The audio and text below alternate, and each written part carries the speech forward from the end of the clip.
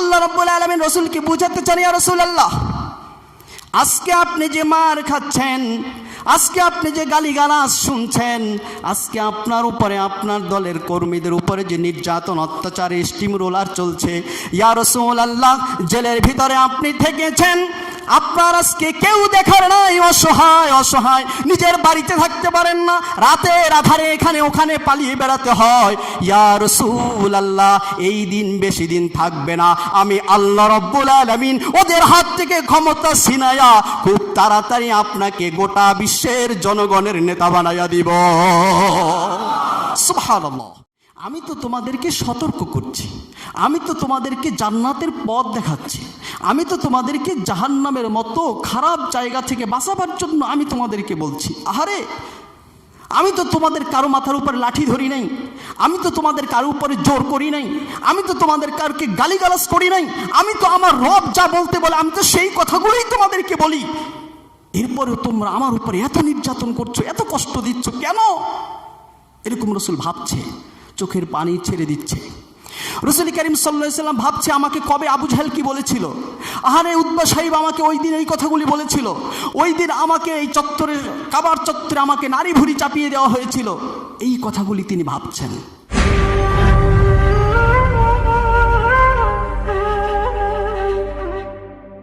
আমরা আব্দুল্লাহ ইবনে আব্বাস রাদিয়াল্লাহু তাআলা আনহুর মন্তব্যটাকে গ্রহণ করলাম, আমরা সেটাকে ধরে নিলাম। ধরে এবার আমরা যাই যে তাহলে ইয়াসিন শব্দের অর্থ কি। ইয়াসিন শব্দকে নিয়ে অনেকে অনেক মন্তব্য করেছেন। যেমন আব্দুল্লাহ ইবনে আব্বাস রাদিয়াল্লাহু আনহু, যার কথা বললাম, উনি বলছেন ইয়াসিন শব্দের অর্থ হলো ইয়া ইনসান, অর্থ হে লোক, হে লোক, অর্থ ও বেটা, হে মানুষ, অর্থাৎ নাম জানে না, কি অপরিচিত একজন ব্যক্তি, কিন্তু তাকে দরকার, ডাকতেছে ওই বেটা, ওই মানুষটার কত, ওই লোকটার কতটা দাঁড়াইতে, অর্থাৎ তাকে চিনে না, জানে না, কিন্তু তার সাথে কিছু কথা বলার দরকার। তো আব্দুল্লাহ ইবনে আব্বাস বলছেন ইয়া ইনসান, ইয়াসিন শব্দের অর্থ ইয়া ইনসান। এরপরে আরেকজন বলছেন আব্দুল্লাহ ইবনে জুবায়ের রাদিয়াল্লাহু আনহু, তিনি বলছেন না, এটা হলো নবীর একটা নাম, ইয়াসিন একটা নাম, যেমন মানুষের নাম রাখি না আমরা, ইয়াসিন নাম রাখি না মানুষ, বলে এটা নবীর নাম, আল্লাহ নবীর নাম ধরে ডাক দিয়েছেন। আবু বকর আল আবরাক রহমাতুল্লাহ আলাইহি, তিনি বলছেন যে না, এটা আমার কাছে যুক্তিযুক্ত মনে হচ্ছে না। শব্দ হলো, অক্ষর হলো দুইটা, একটা হলো ইয়া আর একটা হলো সিন। আপনাদের জন্য কি জটিল হইতেছে? একটা হলো ইয়া আর একটা হলো সিন। এ জটিল তো একটু হবেই, কারণ এর দুর্বোধ্য জ্ঞানীরা স্যারের অর্থ উদ্ঘাটন করতে পারে না, স্বাভাবিক, একটু কষ্ট তো একটু হবেই। তো একটা হলো ইয়া আর একটা হলো কি সিন। তাহলে ইয়া দিয়া বুঝলাম মানে ইয়া হে, সিন দিয়া ইনসান বুঝবো কেমনে? আর ইয়া একটা হরফ, সিন একটা হরফ, দুইটা হরফ মিলে এর কোনো অর্থ নাই, তাহলে একটা নাম হলো কেমনে? অর্থপূর্ণ সারা নাম হয় কেমনে? এটা কিন্তু উনি মন্তব্য করছেন। উনি বলছেন আবু বকর আল আবরাক রহমতুল্লাহ আলাইহি, আমার কাছে মনে হচ্ছে ইয়াসিন বলে আল্লাহ বলছেন ইয়া সাইয়্যিদান নাস, হে জনগণের নেতা। কথা বুঝছেন আপনারা? কি বলছেন? ইয়া সাইয়্যিদান নাস, ইয়া হরফ থেকে ইয়া হরফে নেতা, আর সিন থেকে সাইয়্যিদ মানে নেতা। কাদের নেতা? সবাই একমত ইয়াসিন বলে আল্লাহ রাব্বুল আলামিন তার রাসূলকে বুঝিয়েছেন, সবাই তো একমত। কেউ বলেছেন ইয়া ইনসান, হে লোক, কেউ বলেছেন যে তার নাম ইয়াসিন, কেউ বলেছেন যে না ইয়া সাইয়্যিদান নাস। তাহলে রসুলকে খেতাব করা হয়েছে, এতে সবাই একমত, কিন্তু কি বলে ডাক দেওয়া হয়েছে এখানে গিয়ে প্রশ্ন। এখন আমরা একটু হিসাব করি কোরআন দিয়ে, আসলে এখানে কোন অর্থটা আমরা নিতে পারি যা নিলে তাফসীরের সাথে, সামনের আয়াতগুলির সাথে মেলে। এর কারণ আল্লাহ রাব্বুল আলামিন রাসূল করিম সাল্লাল্লাহু আলাইহি ওয়াসাল্লামকে যত জায়গায় ডাক দিয়েছেন, একটা জায়গায় তাকে নাম নিয়ে ডাকে নাই। ইয়া মুহাম্মদ পাইছেন কোথাও? ইয়া আহমদ আছে কোথাও? রাসূল করিম সাল্লাল্লাহু আলাইহি ওয়াসাল্লামকে নাম নিয়ে আল্লাহ কোথাও ডাকে নাই। অথচ অন্যান্য সকল নবীকে প্রয়োজন যখন হয়েছে আল্লাহ ডেকে ডেকে তাদের নাম নিয়ে ডেকে বলেছেন। যেমন হযরত আদম আলাইহিস সালামকে আল্লাহ বলছেন, ইয়া আদামুসকুন আনতা ওয়া যাওজুকাল জান্নাতা ওয়া কুলা মিনহা রাগাদান হাইসু শি'তুমা ওয়া লা তাকরাবা হাযিহিশ শাজারা ফাতাকুনা মিনাল যালিমিন। ও আদম, তুমি আর তোমার স্ত্রী জান্নাতের মধ্যে বসবাস করো। আদম আলাইহিস সালামকে তৈরির পরে স্ত্রী দিয়া বিবাহ করাই দিয়া এবার আল্লাহ আদমকে নির্দেশ করতেছেন। আল্লাহ আদম আলাইহিস সালাম কাছে আল্লাহ তাকে ডেকে বলছেন, কি ডাক দিয়ে বলছেন? ইয়া, নাম ধরে ডাকলেন। তুমি আর তোমার স্ত্রী এখানে বসবাস করো, যা মন চায় জান্নাত থেকে দুইজনে খেতে থাকো, কিন্তু ওই গাছের কাছে যাবা না। আল্লাহ তাকে নাম ধরে বলেছেন। নূহকে বলছেন, ইয়া নূহ ইন্নাহু লাইসা মিন আহলিক। হযরতে নূহ আলাইহিস সালাম যখন কিস্তির উপরে তার ছেলে হাবুডুবু খায়, আল্লাহকে বলে, আল্লাহ আমার সন্তানটাকে উঠানোর অনুমতি দাও। আল্লাহ বলেন, ইয়া নূহ ইন্নাহু লাইসা মিন আহলিক। ও নূহ, ওই যে তোমার সন্তান, ওটা তো তোমার পরিবারের ভিতরে আমি ধরি না।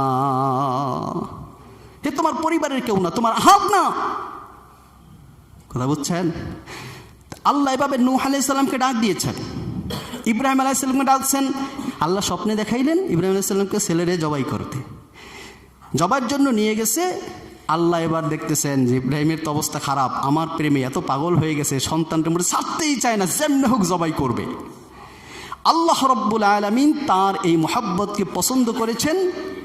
এবার আল্লাহ রব্বুল আলামিন ডাক দিয়ে ইব্রাহিম আলাইহিস সালামকে বলছেন, ওয়ানাদাইনাহু আইয়া ইব্রাহিম। ওই সময় আমি আল্লাহ ইব্রাহিমকে ডাক দিলাম, ও ইব্রাহিম, আই ইয়া ইব্রাহিম কদ সাদ্দাকতার রুয়া। তুমি তোমার স্বপ্নকে বাস্তবে রূপ দান করেছো। সুবহানাল্লাহ বলবেন না? কি বলে ডাকছে? নাম ধরে। ওয়ামা তিলকা বিয়ামিনিকা ইয়া মূসা। মুসা আলাইহিস সালাম পাহাড়ের উপরে দাঁড়ানো, আল্লাহ কথা বলবেন। মুসা আলাইহিস সালাম ভয় পেয়ে গেছেন। এবার আল্লাহ তাকে স্বাভাবিক করার জন্য তার হাতে ওটা কি জিজ্ঞাসা করলেন, ওমা তিলকা বিয়ামিনিকা ইয়া মূসা। হে মুসা, তোমার ডান হাতে ওই জিনিসটি কি? আল্লাহ কাকে ডাক দিলেন কি বলে? ইয়া। এভাবে আল্লাহ রব্বুল আলামিন সকল নবীকে এরকম তাদের নাম ধরে ডেকে ডেকে বলেছেন। কেবলমাত্র সাইয়্যিদুল মুরসালিন আশরাফুল আম্বিয়া নবী মুহাম্মদুর রাসূলুল্লাহ সাল্লাল্লাহু আলাইহি ওয়াসাল্লামকে নাম ধরে ডাকে নাই, তাকে সম্মানবাচক সম্মানসূচক শব্দ বলে তাকে ডাক দিয়েছেন। সুবহানাল্লাহ। প্রেম ভালোবাসা সুলভ শব্দ দিয়ে আল্লাহ ডাক দিয়েছেন। কেমন দেখেন, রাসূল কারীম সাল্লাল্লাহু আলাইহি ওয়াসাল্লাম তিনি হেঁটে যাচ্ছেন পাহাড়ের পাদদেশ থেকে। তিনি হাঁটতে হাঁটতে পাহাড়ের দিকে উঠছেন। এমন সময় আওয়াজ আসলো, হে মুহাম্মদ, উপরের দিকে তাকাও। আল্লাহ নবী কি আওয়াজ দিল? নবী উপরের দিকে তাকাইছে, দেখতে পাইলেন সাথে সাথে বিশাল আকৃতির একটি মানুষ আসমান এবং জমিনের মাঝে বিশাল আকৃতির একটি চেয়ারে বসে আছে। নবী মুহাম্মদুর রাসূলুল্লাহ সাল্লাল্লাহু আলাইহি ওয়াসাল্লাম তাকে দেখে ভয় পেয়ে গেলেন। বিশাল আকৃতির রাসূল সাল্লাল্লাহু আলাইহি ওয়াসাল্লাম তাড়াতাড়ি করে চলে আসলেন। বাড়িতে এসে বললেন, ও খাদিজা, জাম্মিলুনি জাম্মিলুনি, একটু কম্বল আনো, শিগগির আমাকে ঢেকে দাও, আমাকে ঢেকে দাও। রাসূল ভয়ে জ্বর চলে আসছে, কাঁদতেছেন। আল্লাহর নবী মুহাম্মদুর রাসূলুল্লাহ সাল্লাল্লাহু আলাইহি ওয়াসাল্লাম কম্বল মুড়ি দিয়ে শুয়ে আছেন। প্রচণ্ড জ্বর আসছে। এমন সময় আল্লাহ রাব্বুল আলামিন রাসূলকে ডাক দিলেন, ইয়া আইয়ুহাল মুদ্দাথির কুম ফাআনযির ওয়া রাব্বাকা ফাকাব্বির। সুবহানাল্লাহ। হে কম্বল আবৃতকারী, কম্বলওয়ালা। সুবহানাল্লাহ কবে না? কেমন ভালোবাসার ডাক। ও কম্বলওয়ালা, কম্বল আবৃতকারী, কুম ফাআনযির, ওঠেন ওঠেন ওঠেন, আপনার শুয়ে থাকার সময় নাই, আপনি সতর্ক করবেন। আপনাকে মানব জাতিকে সতর্ক করার জন্য আমি আল্লাহ আপনাকে নবুয়তি দান করেছি। শুয়ে থাকার সময় এখন না, ওঠেন। সুবহানাল্লাহ বলবেন না? ওয়া রাব্বাকা ফাকাব্বির, আপনার রবের বরত্ব গোটা বিশ্বময় ছড়িয়ে দিতে হবে আপনাকে, সেই দায়িত্ব আমি আল্লাহ আপনাকে দিতে যাচ্ছি। সুবহানাল্লাহ। ডাক দিলেন কি বলে? ইয়া মুহাম্মদ। রসুল কম্বল গায়ে দিয়ে শোয়া। রসুল করিম সাল্লাল্লাহু আলাইহি ওয়াসাল্লাম একদিন চাদর মুড়ি দিয়ে শুয়ে আছেন স্বভাবগতভাবে। আল্লাহ রসুলকে ডাক দিবেন, কথা বলবেন।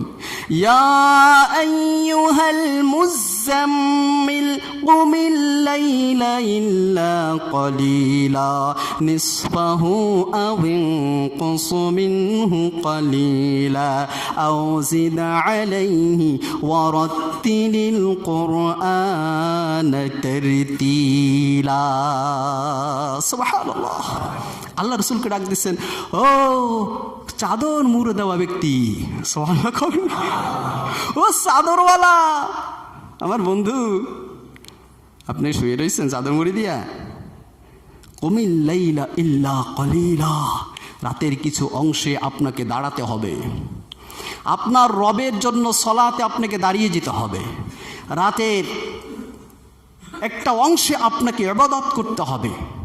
আল্লাহ রাব্বুল আলামিন রসুলকে এইভাবে নামাজের জন্য প্রস্তুত করছেন। নামাজের ভিতরে কোরআন তেলাওয়াত করবেন, তারতিলের সাথে মজা লাগাইয়া শুধু কোরআন পড়তে থাকবেন, আমি আল্লাহ শুনবো। সুবহানাল্লাহ। এভাবে রসুল করিম সাল্লাল্লাহু আলাইহি ওয়াসাল্লাম আল্লাহ ডাকছেন। আল্লাহ দায়িত্ব দেওয়ার পর এবার রসুলকে ডেকে বলছেন, তোমাকে এই দায়িত্ব পালন করতে হবে। কি দিয়া পালন করবা? কাজ কি? তোমার মূল দাওয়াতের মূল কি হবে? আল্লাহ রসুলকে বলতে হবে। সেজন্য ডাক দিলেন, ইয়া আইয়ুহার রাসূলু বাল্লিগ মা উনজিলা ইলাইকা মির রাব্বিক। সুবহানাল্লাহ। হে রসুল, হে বার্তা বাহক। দেখেন এখানে সিস্টেমটা কি? চাদর মুড়ি দিয়ে শোয়া, চাদরওয়ালা। কম্বল মুড়ি দিয়ে শোয়া, কম্বলওয়ালা। এবার তার রিসালাতের দায়িত্ব মানুষের কাছে কাছে দাওয়াতকে পৌঁছাতে হবে। এজন্য রসুল, এজন্য কি? রসুল, পিয়ন। রসুল করিম সাল্লাল্লাহু আলাইহি ওয়াসাল্লামকে আল্লাহ এবার রসুল বলে ডাক দিয়েছেন, ইয়া আইয়ুহার রাসূল বাল্লিগ মা উনজিলা ইলাইকা মির রাব্বিক। হে রসুল, আপনার উপরে আমি আল্লাহ যে দায়িত্ব দিয়েছি, সেই দায়িত্ব আপনাকে মানুষের কাছে পৌঁছে দিতে হবে। আর এটা পৌঁছে দিবেন কি দিয়া? আপনার কাছে আমি আল্লাহ যে কোরআন নাজিল করছি, সেই কোরআন দিয়ে মানুষের কাছে তাবলীগ করতে হবে। কে বলছেন? আল্লাহ। ওয়া ইন লাম তাফআল ফামা বাল্লাগতা রিসালাতাহু ওয়াল্লাহু ইয়াসিমুকা মিনান নাস। যদি আপনি আপনার এই দায়িত্ব কোরআন দিয়ে যদি পালন না করেন, তাহলে আপনি রিসালাতের দায়িত্ব পালন করলেন না। কে বলছেন? আল্লাহ। শোনেন, ভয়ের কিছু নাই। কোরআনের কথা বললে মানুষ আপনার উপরে লাগবে, বিভিন্ন সমস্যা সৃষ্টি হবে, আপনাকে ভালো চোখে দেখবে না, আর চোখে দেখবে, চোখ লাল করে তাকাবে, আপনার হাতকে চেপে ধরতে চাবে, আপনার কণ্ঠনালীকে স্তব্ধ করার জন্য ষড়যন্ত্র করবে, আপনার জীবনকে ধ্বংস করার জন্য ষড়যন্ত্রে মেতে উঠবে। আমি আল্লাহ বলতেছি, আল্লাহু ইয়াসিমুকা মিনান নাস। পৃথিবীর কোনো মানুষ আপনার কিছু করতে পারবে না, আমি আল্লাহ আপনাকে হেফাজত করব। সুবহানাল্লাহ। আল্লাহ রসুলকে ডাক দিয়ে কথা বলছেন। দেখেন, রসুলকে আল্লাহ আবার ডাকতে হবে। হে রসুল, আপনার রেসালাতে দায়িত্ব দিছি, আপনি দায়িত্ব পালন করতে গিয়ে এখন তো অনেক কষ্টে আছেন। আপনি চিন্তা করতেছেন কি হবে। দিন দিন অবস্থা তো খুব খারাপ হচ্ছে। দুই একজন ইসলাম গ্রহণ করলেও যেভাবে কোণঠাসার মধ্যে আমরা, যেভাবে অত্যাচার নির্যাতন চতুর্দিক থেকে আসতেছে, কি হবে? আপনি খুব চিন্তিত, আপনি বিচলিত। চিন্তার কিছু নাই। আমি আল্লাহ বলছি, আপনার জন্য এবং আপনার অনুসারী যারা হবে তাদের জন্য আমি আল্লাহ নিজেই যথেষ্ট। সুবহানাল্লাহ, সুবহানাল্লাহ। রাসূলকে কি বলে ডাকছেন? ইয়া মুহাম্মদ বলে। ইয়া আইয়ুহান নাবিয়্যু হাসবুকাল্লাহ ওয়া মানিত্তাবা'আকা মিনাল মুমিনিন। হে নবী, আমি আল্লাহ আপনার জন্য, আপনার অনুসারীদের জন্য আমি আল্লাহ যথেষ্ট। সুবহানাল্লাহ। রসুল কিভাবে ডাক দিয়ে আল্লাহ বললেন? এবার আপনারা বলেন তো, রসুল করিম সাল্লাল্লাহু আলাইহি ওয়াসাল্লামকে আল্লাহ এখানে ইয়াসিন বলেছেন। প্রত্যেকটা ডাকের সাথে আমরা দেখলাম যে ব্যাপারে কথা বলছেন সেই ব্যাপারে আল্লাহ তাকে সম্বোধন করে ডাকছেন। কথা বোঝেন নাই? মিল রেখে ডাক দিয়েছেন। তাহলে কি বলতে চাচ্ছেন আল্লাহ, এর সাথে মিল রেখেই ইয়াসিনের সম্বোধনটা হবে। কথা বোঝেন নাই আপনার মনে হয়? অর্থাৎ ডাক দিয়ে সামনে যে কথা বলবেন সেই কথার সাথে মিল রেখেই এই ইয়াসিন শব্দের অর্থ হবে, ডাকটা স্থায়ী হবে। আপনারা কি বুঝতে পারছেন না? আমি বুঝতে পারিনি। আচ্ছা, তাহলে কি মিল রাখে? আমার কাছে মনে হয় আমি যতটুকু লেখাপড়া করে আমি যতটুকু ব্যাপারে বুঝছি তাহলে আমার কাছে যথার্থ মনে হয়েছে ইয়া সাইয়্যিদান নাস বলে ডাক, এটাই সামনে পরবর্তী আলোচনাগুলির সাথে এই ডাকের মিল রাখে। কীরকম মিল রাখে আপনারা বুঝবেন, প্রেক্ষাপটটা বুঝলেই আপনারা বুঝবেন। রাসূল করিম সাল্লাল্লাহু আলাইহি ওয়াসাল্লাম দ্বীনের দাওয়াত নিয়ে মানুষের কাছে কাছে যাচ্ছেন। সবাই তাদেরকে হালুয়া রুটি খাওয়াচ্ছে, বিরিয়ানি খাওয়াইতেছে, কোরমা পোলাও খাওয়াইতেছে। কথা কয় না? হ্যাঁ, ভালোবেসে কাছে টেনে নিচ্ছে।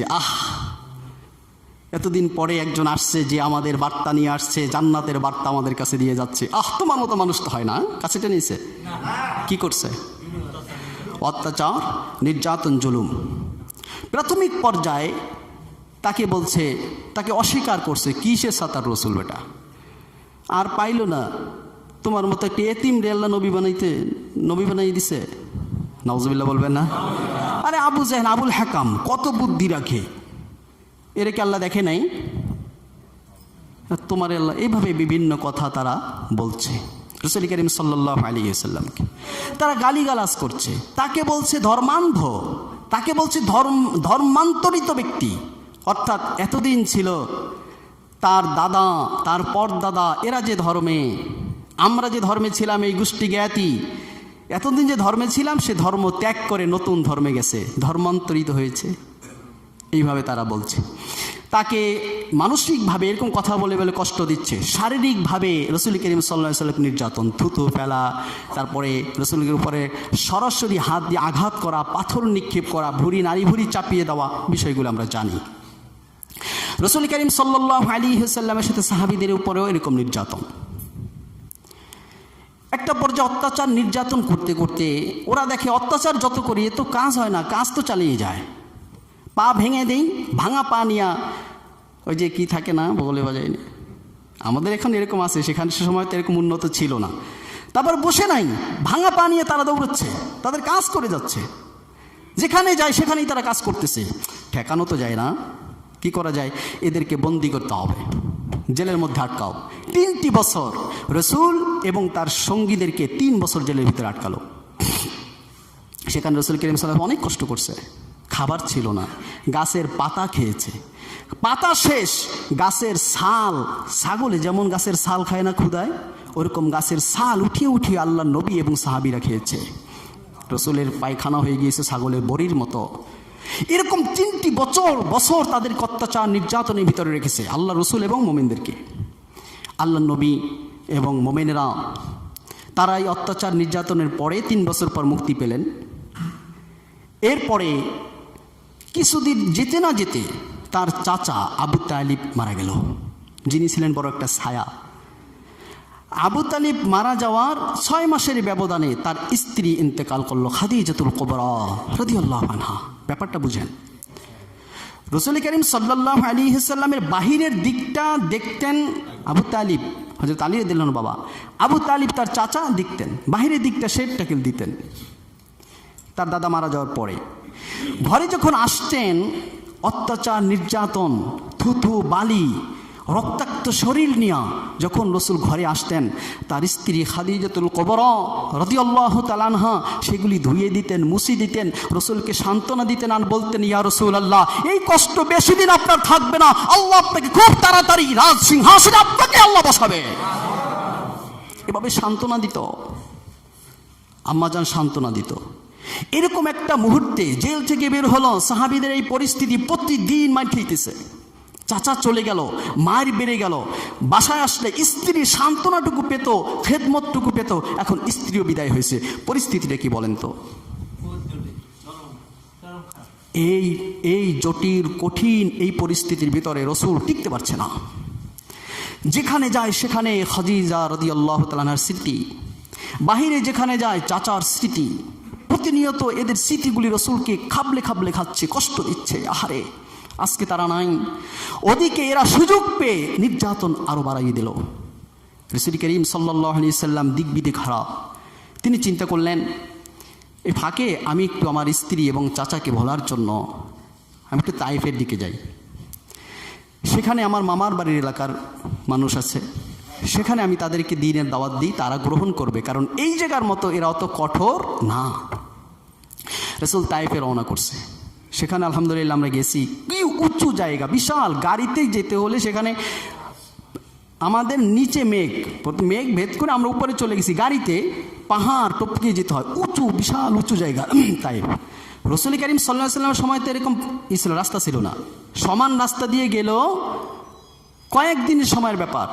আর সেখানে রাসূল করিম সাল্লাল্লাহু আলাইহি সাল্লাম সমান রাস্তা না, পাহাড় টপকে কত কষ্ট করে এদিক সেদিক থেকে, যেখানে এখান থেকে ওইখানে যেতে আমার সময় লাগবে 10 সেকেন্ড, কিন্তু মক্কার অবস্থা হলো এই, আপনার এই পাশ থেকে ওই পাশে যেতে এমন হতে পারে আপনার আধা ঘন্টা 1 ঘন্টা সময় লাগবে, কারণ আপনাকে ঘুরে যেতে হবে না, পাহাড় টপকে যেতে হবে। কথা বুঝছেন? তো এরকম পরিস্থিতি রসুল সেখানে গেলেন। সেখানে গিয়ে 3 দিন না খাওয়া। তার সাথে গোলাম ছিল। রাসূল করিম সাল্লাল্লাহু আলাইহি সাল্লাম দিনে দাওয়াত দিচ্ছেন, মানুষে তাই বেশি গ্রহণ করলো না। রসুল শেষে বললেন, দেখো তোমরা এই কথাটা তাহলে কাউরে বইলো না, আমাদের মক্কার কেউরে জানাবা না, আর তোমরা আমার উপর অত্যাচার করো না। নেতাদের কাছে গিয়ে তিনি জানাইলেন। যখন তারা এরকম অস্বীকার করলো, রসুল চলে আসতে চাইলেন, কিন্তু তারা তাদের বাচ্চাদেরকে, অসভ্য ছেলেদেরকে লেলিয়ে দিল। রাসূল করিম সাল্লাল্লাহু আলাইহি সাল্লামের উপর নির্যাতন হলো। এই বিষয়গুলো আমরা যথাস্থানে কথা বলবো। আমরা মূল ইয়াসিনের ব্যাপারটা বোঝার জন্য কথায় আসতেছি, আপনারা বুঝবেন ইনশাল্লাহ। এরপরে সেখানে রাসূল করিম সাল্লাল্লাহু আলাইহি সাল্লাম নির্যাতিত হলেন, রক্তাক্ত হলেন, পা পোশাক রক্তে আটকে গেল, জুতার আটকে গেল। রাসূল করিম সাল্লাল্লাহু আলাইহি সাল্লাম এক জায়গায় বসে একটু বিশ্রাম নিলেন, সেখানে খেজুরের রস খেলেন। ওই আদ্দাসের বাড়িতে, সেখানে এখন একটা মসজিদ হয়েছে, সেখানে সেই আঙ্গুরের কিছু চিহ্ন রয়েছে, আঙ্গুর গাছের, যেগুলো এখন জীবিত নাই, কিছু কিছু গাছের ডালপালা দেখা যায় সংরক্ষিত করে রাখা হয়েছে। তো সে সকল জায়গায় দেখুন রাসূল করিম সাল্লাল্লাহু আলাইহি সাল্লাম সেখানে বসে একটু আঙ্গুরের রস খাইলেন, একটু স্বস্তি পাইলেন।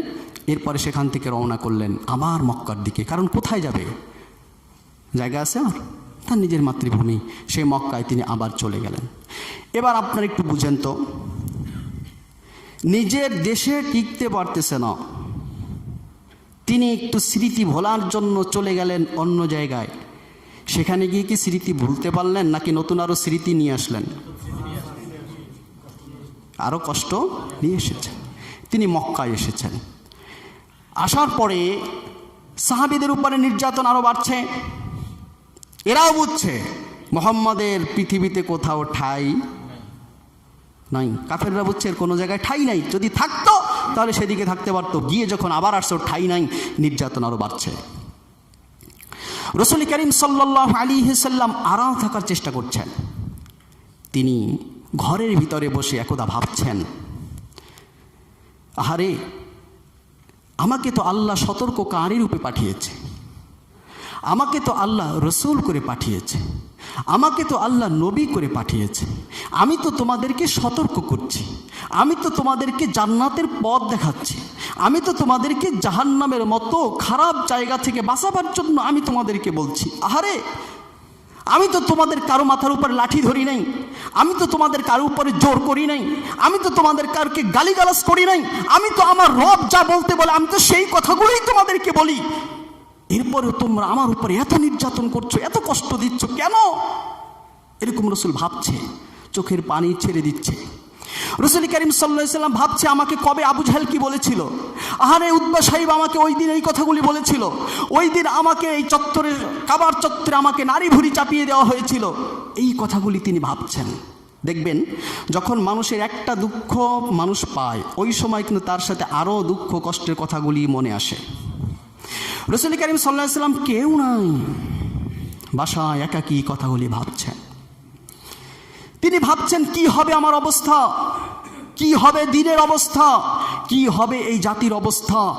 এই জাতি কি ওই আবুল হাকাম নামক আবু জাহেলদের নেতৃত্বে এই জাতি কি জাহান্নামের গর্তে ঢুকবে, নাকি এই জাতির হাল ধরার জন্য মুহাম্মদ সাল্লাল্লাহু আলাইহি সাল্লাম কোনদিন তার পতাকাকে উত্তোলন করতে পারবে?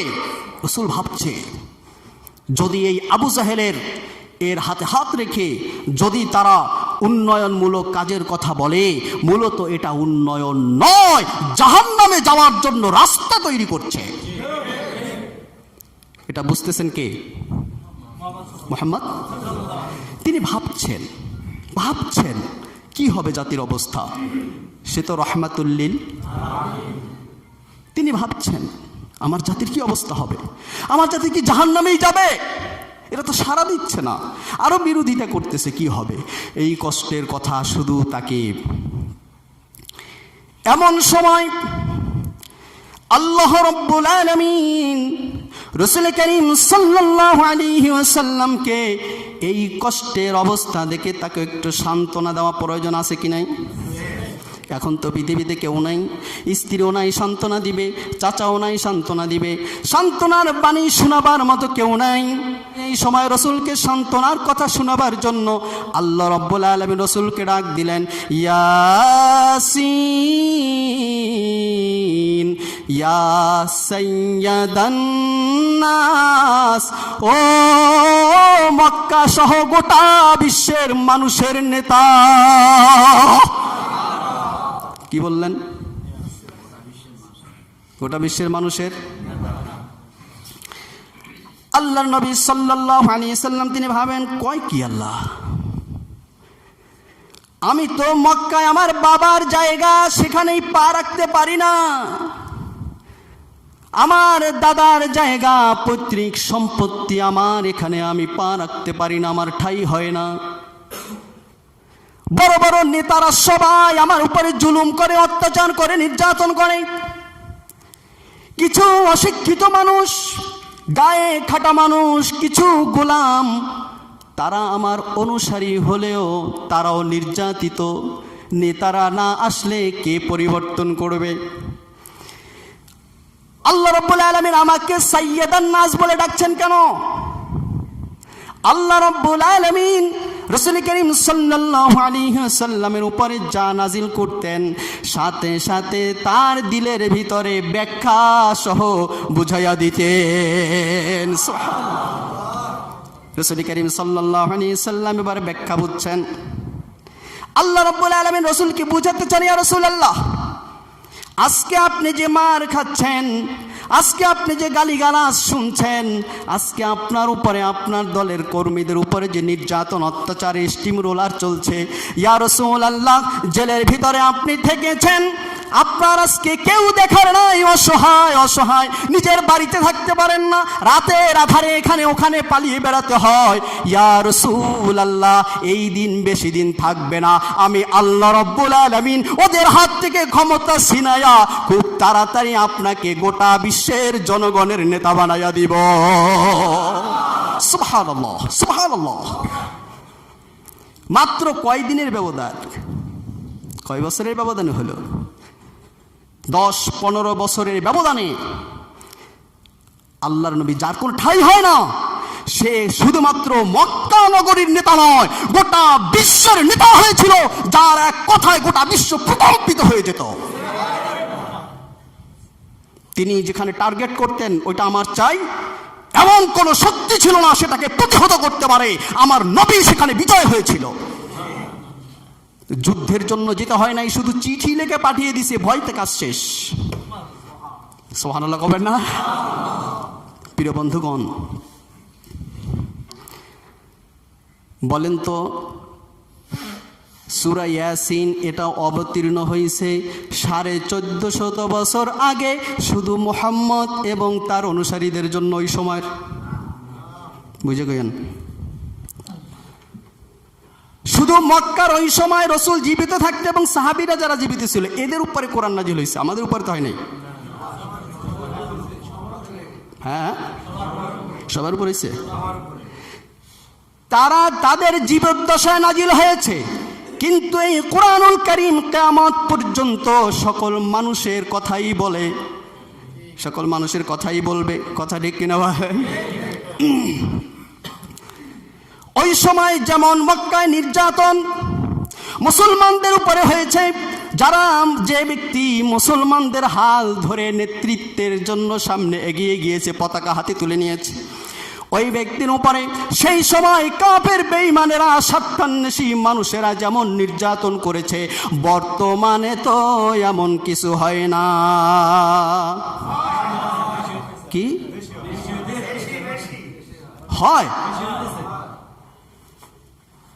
তাহলে আজকে এই মনে করেন কি শিখতেছি আমরা? এই কোরআন তো আমাদের জন্য নাকি? হ্যাঁ, তাহলে আমাদের জন্য যদি হয়, অবস্থা যদি বর্তমানে মুসলমান তোমাদের এই অবস্থা যদি হয়, এখন তোমরা কথা বলতে পারো না, তোমাদের উপরে অত্যাচার আসে, তোমাদের উপরে জেল জরিমানা আসে, তোমাদের উপরে নির্যাতন আসে, তোমাদের কাউকে কাউকে গাজী হতে হয়, কাউকে কাউকে তোমাদের শহীদ হতে হয়। আল্লাহর কসম করে বলি, বেশি দিন বাকি নাই, এই জুলুম চিরতরে বন্ধ হবে। মুসলমানদের হাতে গোটা বিশ্বের নেতৃত্ব আসবে। আসবে না? আল্লাহ রাব্বুল আলামিন বলেন, ইয়াসিন, নির্যাতনের ভিতরে আছো, জুলুমের মধ্যে আছো, কষ্টের মধ্যে আছো, রাতে ঘুমাতে পারো না, লুকিয়ে থাকতে হয়, ভয়ের কিছু নাই। আমার নবী আর সাহাবারা যেভাবে পতাকা নিয়ে সামনে গিয়ে গিয়েছিল, আজ তোমরা বের হয়ে পড়ো, তোদের হাতে আমি আল্লাহ বিজয় দিয়ে দেব ইনশাআল্লাহ। বিজয় দেবেন কে?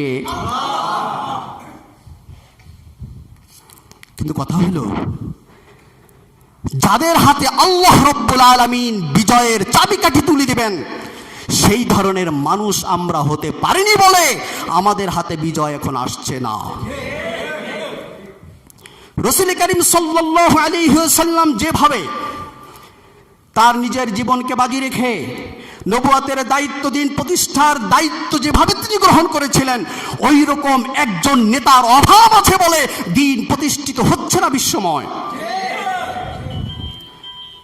আমরা দোয়া করি, আমরা আশাবাদী, আশান্বিত, আল্লাহ রাব্বুল আলামিন আমাদের জীবদ্দশায় এমন একজন নেতা আমাদের হাতে ধরা দিবে ইনশাআল্লাহ। আল্লাহ আমাদেরকে দিবেন, যার নেতৃত্বে গোটা বিশ্বের কাফের বেঈমানদের কবর রচিত হবে, মুসলমানদের বিজয় আসবে ইনশাআল্লাহ। সেই বিজয়ের মিছিলে আমরা থাকতে রাজি কি রাজি না? চাই তো ইনশাআল্লাহ। আল্লাহ তাআলা আমাদের প্রত্যেককে কবুল করুক, বলেন আমিন। কেবল ডাক দিয়েছেন আল্লাহ, কি করছেন? শেষ করে দিই, আরেকটু না, আরেকটু ডাক দিলেন। রাসূল এবার একটু লড়ে চড়ে বসলেন। আল্লাহ কি কর? হ্যাঁ, যখন আল্লাহ ডাক দিয়েছেন সাইয়েদান নাজ বলে, স্বাভাবিকভাবে এবার রাসূল কষ্টের স্মৃতি ভুলতেছেন। সুবহানাল্লাহ কবেন না? আল্লাহর ডাক, আবার ডাকটা কি? সাইয়েদান। আল্লাহ যখন বলছে আমি নেতা হচ্ছি, যারা আজকে জুলুম করছে, জাহান্নামের দিকে মানুষদেরকে ডাকছে, এদের টাইম আর বেশি সময়। আমার যে স্বপ্ন নিয়ে আমি এগিয়েছি, বিশ্ব মানব সভ্যতাকে আমি জান্নাতের দিকে নিয়ে যাব, আমার স্বপ্ন খুব তাড়াতাড়ি পূরণ হতে যাচ্ছে। রাসূল এবার সান্ত্বনা পাইতেছেন, ভালো লাগতেছে। আল্লাহ রাব্বুল আলামিন ডাক দিয়ে এবার বলেন, ওয়াল কুরআনিল হাকীম, হে জনগণের নেতা, বিজ্ঞানময় কোরআনের কসম। বুঝলেন? এখন কিন্তু আল্লাহ বলে নাই, যেমন আমি আপনাদের বললাম, আপনারা সবাই নামাজ পড়বেন, যদি নামাজ না পড়েন জাহান্নামে যেতে হবে। স্বাভাবিক বললাম। আচ্ছা, এই কথাটা কি মিথ্যা? কথাটা কি মিথ্যা? সত্য। আচ্ছা, যদি আমি এভাবে বলি, আপনারা সকলে নামাজ পড়বেন, আল্লাহর কসম নামাজ না পড়লে কিন্তু জাহান্নামে যাবেন, কথার ভিতরে কোনো পার্থক্য আছে? কথা তো একই। সামনে আমি আল্লাহর কসম করে একটা মেসেজ দিছে, আগের বার কসম করি নাই, কথা একই, চিরন্তন সত্য। এবার কসম করে বলেছি, এটাও সত্য, কিন্তু এবার কসমের কারণে কি হইল? আমার কথা সামনে যেটা বলছি সেই কথাটাকে গুরুত্ব বেড়ে গেছে। কি করছে? যারা শুনছে তাদের দিলের মধ্যে একটা লারা দিচ্ছে। কথা বুঝতেছেন আপনারা? আল্লাহ রাব্বুল আলামিন রসুলকে যে কথা বলবেন এখন কিন্তু বলে নাই, মাত্র কি করছেন? ডাক দিছেন। এবার ডাক দিয়ে আল্লাহ সরাসরি বলতে পারতেন, বললেন না। রসুলকে তিনি কোরআনের কসম করেছেন, ওয়াল কুরআনিল হাকিম, বিজ্ঞানময় কোরআনের কসম, ইন্নাকা লামিনাল মুরসালিন, নিশ্চয়ই আপনি রসুলদের মধ্যে উন্নত মানের একজন। সুবহানাল্লাহ। রসুল করিম সাল্লাল্লাহু আলাইহি সাল্লাম আল্লাহর রসুল, এটা কি রসুল জানে না? কথা কয় না? আগেই তো গেছি ইয়া আইয়ুহার রসুল, জানে না? আবার আল্লাহ জায়গায় ইন্নাকা লামিনাল মুরসালিন কেন বলল? ইন্নাকা লামিনা, ইন্না আছে আবার লামও আছে। নিশ্চয়ই আপনি, নিশ্চয়ই রসুল, রসুলদের ভিতরে একজন। এর কারণটা হলো গুরুত্ব বুঝাবার। তো রসুল সাল্লাল্লাহু আলাইহি সাল্লামকে কিসের কসম করছেন? কোরআনের। কিরকম কোরআন? বিজ্ঞানময়, বিজ্ঞানময় কোরআনের কসম।